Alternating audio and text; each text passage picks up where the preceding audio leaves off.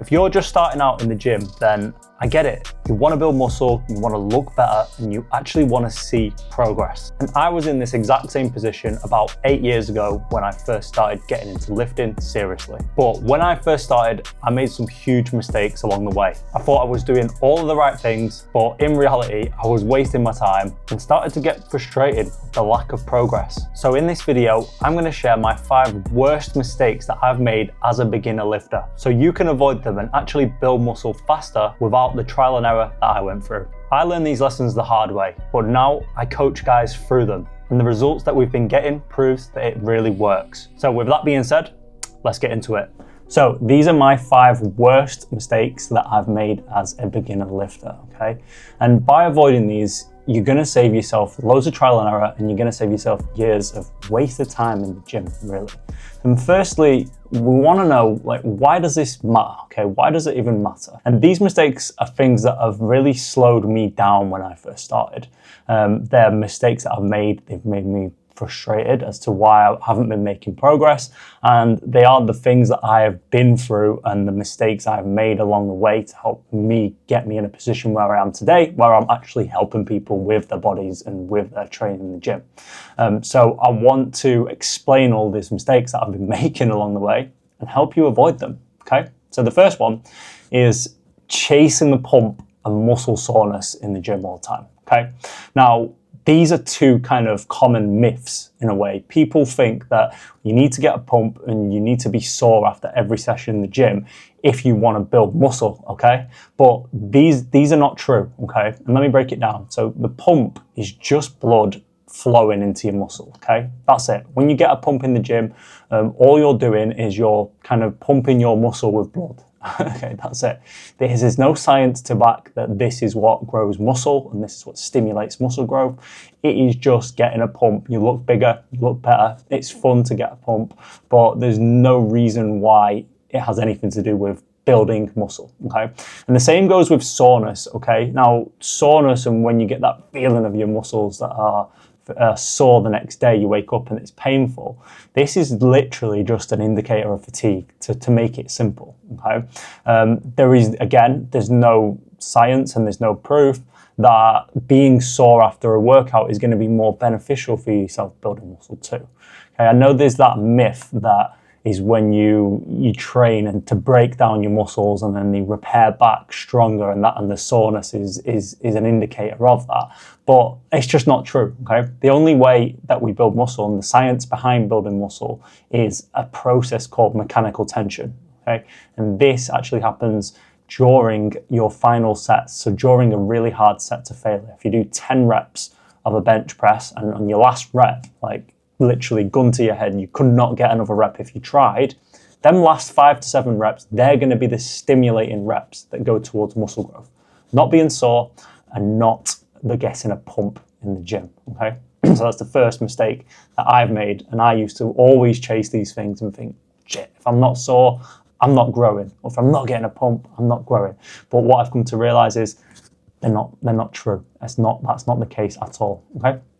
The next mistake is not having a program in place with my training, okay? Back when I started, literally, I used to walk into the gym and I used to go from machine to machine to machine. I'd do the pull-up machine first, and then into the chest press machine, and then I'd do some dumbbells, and then I'd do some lateral raises, and I would literally do that and work my way through the different machines in the program, because I thought, oh, I'm hitting all my muscle groups here, I'm doing what I can in the gym. But random workouts like this have no marker for progression, okay? And if we want to build muscle and we actually want to make progress in the gym, then we need to be training in a way that we can log and progress over time, okay? You need that structure and you need that progression. So you want to be, ideally, we want to be training following a training program. We don't want to be going in the gym and doing a little bit of this and a little bit of that, and then turning up the next time doing, oh, I'll try this time, I'll try that time. Yeah, it's okay if you really kind of your first couple of days in the gym and you're getting used to equipment, but ideally, you're not going to make any progress by doing this. You need a plan in place instead. You need a training program to follow. Something that you can log and track and keep a log of the weights that you lift over time, and something that you can rinse and repeat week on week, so you can get better on the exercises that you're doing. You know exactly what weights that you're lifting on these exercises as well. And then you've got a clear marker for the next time that you go in the gym. You know exactly what weights to hit, and you know exactly where to progress, because that is what's going to help you build muscle over time, rather than just going in and doing a little bit of everything, okay? Now, it doesn't necessarily matter too much what training program you're using at first, as long as you're following something, okay? As long as you find a training program that you can be consistent with and that you can stick with, you can get used to the exercises, and you can progress over time with the weights that you lift and the reps that you do, that is what you're going to want to look for, okay? Not just going in and training randomly. All right. Next mistake is doing too much, okay? And I kind of took this mentality from back when I played football, okay? And that was that the more I do, the better I get. I did more training, did more running, I did more technical skills with the ball. The more I did, the better I will get in that sense. So I put loads and loads of hours in each week trying to get better at football. Well, that didn't work out. But when I came into training in the gym and taking my gym training more consistently, I went in with that same attitude, okay? So I used to want to go to the gym every single day. I really used to push myself as hard as I could every single day in the gym.